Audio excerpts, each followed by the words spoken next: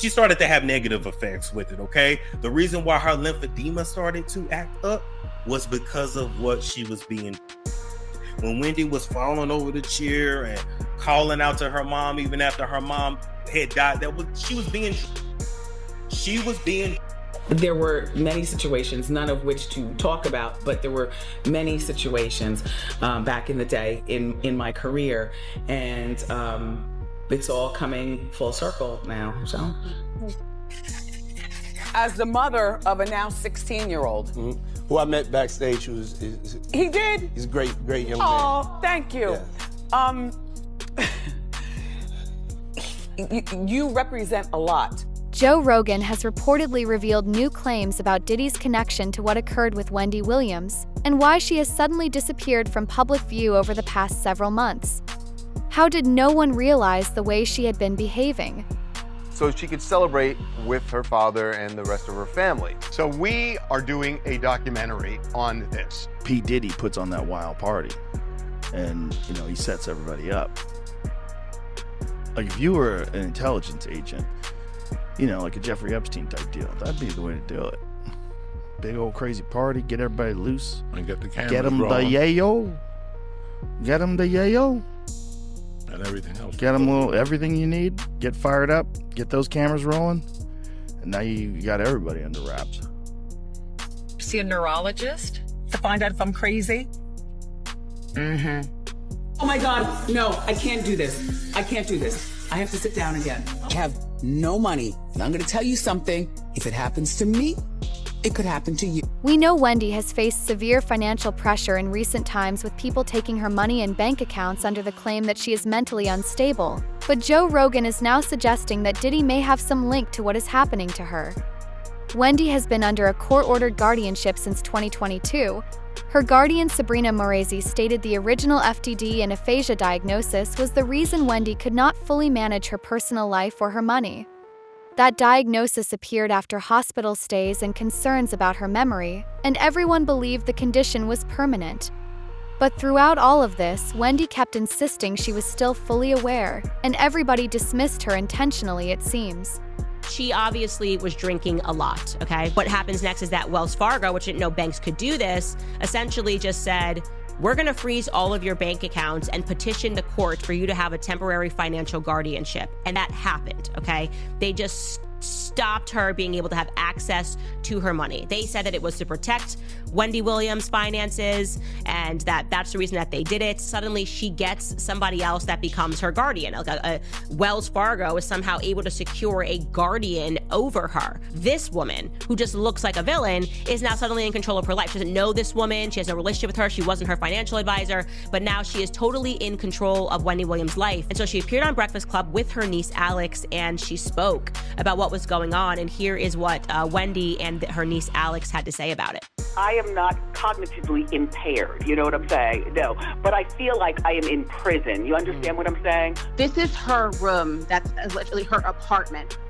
But the thing about this apartment, and you know this, Aunt Wendy, because you're there, it's small. She has a bed, a chair, a TV, a bathroom, and she's looking out one window. The buildings across the street. So now Wendy Williams is essentially calling on friends to speak out because she can't do anything. Like again, this is the most terrifying thing. I don't even know how this is allowed legally. This should obviously be abolished unless she is physically harming someone. The whole plan against her has people deeply furious because now updated tests reveal Wendy never had FTD. Then the entire basis of the guardianship comes under doubt. Was she put under strict control without reliable medical proof? Was someone attempting to silence her? Clearly appears Wendy created many enemies during her career.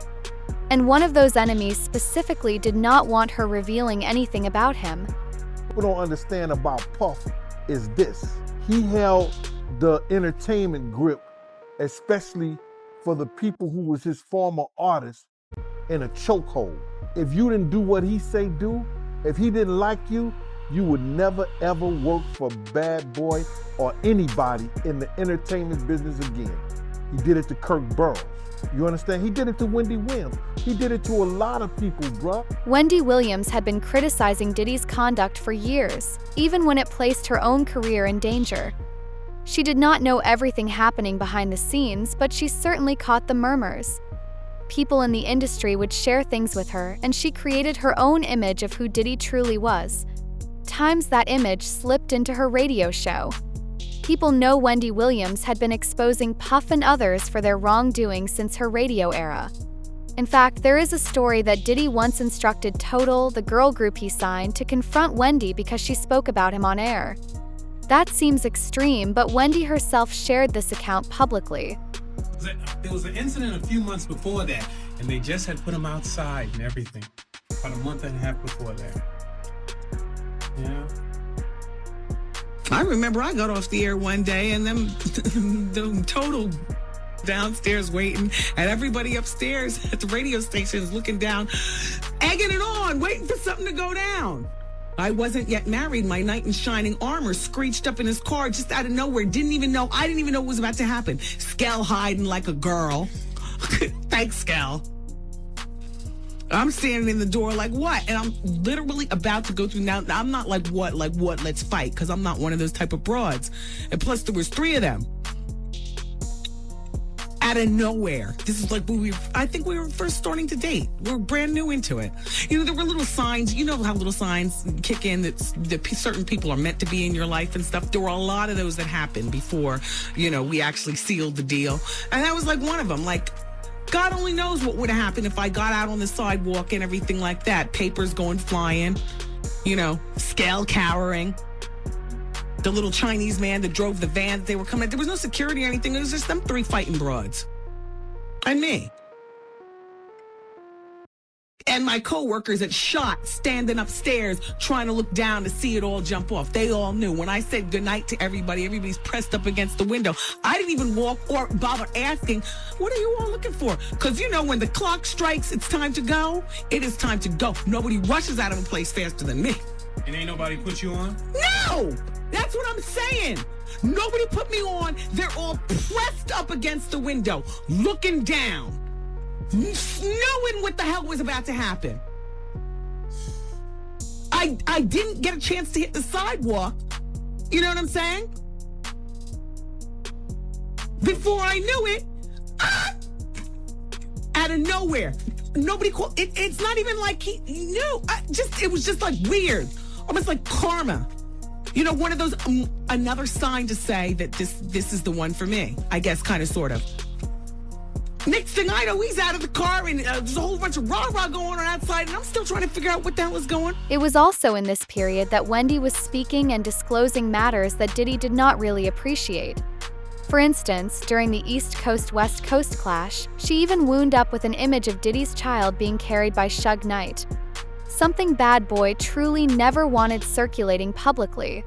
Suge Knight. Is it true that Suge Knight took a picture with Misa and Puffy's son Justin, and Puffy found out about the picture and he went crazy? Take me through that, man. How did that come about? One of those trips, she may have been hired by someone relatable to Death Row, or maybe by Death Row Exec. I don't know. But the check was right, and she took the check, and she went to the West Coast to do the job. Baby Justin was with her. Somehow she was called to that office, I guess, to see the artist or the talent, to meet the people that were cutting the check. And it ended up being Suge Knight, and she was treated very well. I mean, they laid out for her, like, a welcoming mat and all of that. And so well that it got back to the East that she was there in the office, and that Suge was meeting Justin Combs and possibly holding him in his arms, and that there was a photographer taking a picture, and that wasn't the picture that we needed to see on our end, or that we wanted the world to see at all. So I remember that day extensively. It hit us like, a rocket launcher or something. It hit us hard. I remember getting off the phone. It was almost damn near half a day, maybe 2-3 o'clock, and maybe in the afternoon. Wendy Day was promoing, announcing something big was going to happen. When Wendy hinted at major news coming, Diddy intervened. According to people present, he relied on his influence to force her off Hot 97, threatening to remove his music from the station to make sure she was pushed out. Wendy Williams was announcing in her super highly rated afternoon show that might have been even syndicated then, that she had big news coming that involved Justin Dior Combs. Perked my ear up. I said, yo, what's going on? We started calling everybody. He was calling me. He got a heads up. He started calling the bosses at Hot 97. The street team was listening. They heard, the executives heard. We instantly all left the office, 19th Street, some in cabs, some in cars, some running all the way down to Hudson Street where Hot 97 was, to get down there just to handle the situation and make sure that that picture was not exposed to the masses and was not delivered through Wendy Williams. In all of that fracas, if you look back, history will tell you that she was let go from Hot 97 over that and had to go to another city to operate out of. And I think she remembers that in the way she should remember, as something that happened that ran her out of town. And then she was able to come back and be the Wendy Williams that she is now today with all the success that she's had. But that was a snafu that day with us and with my godson in that picture, that image. On the chessboard, it didn't look right on any level. Common level, behind the curtain, and high principalities and kingdoms level, it didn't look good. Crazy, man. So that's the reason why she got fired from Hot 97, because of that picture. That picture of Suge Knight and Nisa. They fired her. I think that situation led to her being fired. Pressure from old boy in regard to that. Later, Wendy implied on air that she possessed a picture of Diddy in a compromising situation. Before she could even mention it, she was dismissed. His former bodyguard, Gene Deal, claimed Diddy was frightened of what Wendy understood about him and wanted her entirely removed and muted. In the picture, because for some reason he never went into detail about that. We were in Cancun, and we were on our way to the Island of Women. You understand? And this is all it was, bro. For whatever reason, dude was playing with Puff. He went behind him and grabbed his trunks and pulled them down. When he grabbed his trunk to pull them down, some girls that was taking pictures. They took that picture and emailed it back to Wendy Williams. Wendy Williams said she had him in a compromising position and like it was gay, something like that. And she was gonna put it out. So they stopped her from putting it out. And they got her fired from Hot 97 because of that. Well, I think that we were in California at the time, and Puff was a layout for either Rolling Stones or what's the other magazine?